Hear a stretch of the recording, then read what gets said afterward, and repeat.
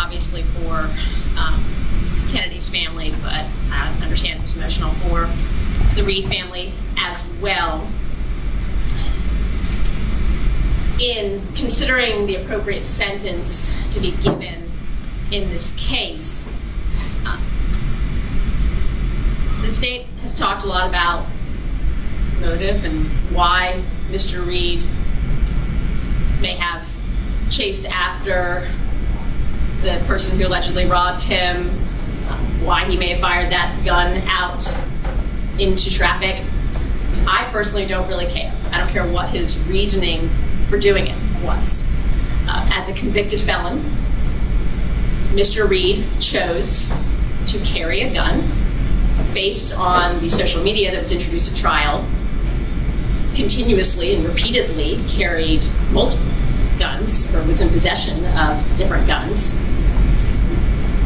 He chose to bring that gun to a public and crowded mall right before Christmas. He chose to respond to the alleged robbery, not by getting law enforcement involved and taking the appropriate actions, but by chasing after the alleged robber with all of his friends and firing that gun out to a crowded city street. And that bullet is what resulted in Kennedy's death.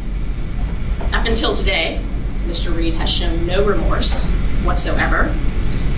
Based on the evidence that came out at trial, he showed no remorse after he found out that his actions of firing that gun into traffic resulted in Kennedy being injured and eventually dying.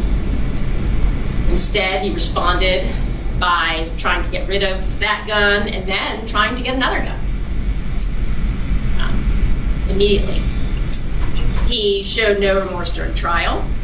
He showed no remorse after even being convicted, when his grandmother on the phone with him made threats to commit very egregious acts of violence in this courtroom during sentencing, and he responded by laughing on the phone. Up until today, there's been nothing. So I understand his expressions of remorse now, but taking the consideration of his actions that led to this murder and his actions after the murder, his actions during trial and his actions after the conviction, I do not find that mercy is merited in this case.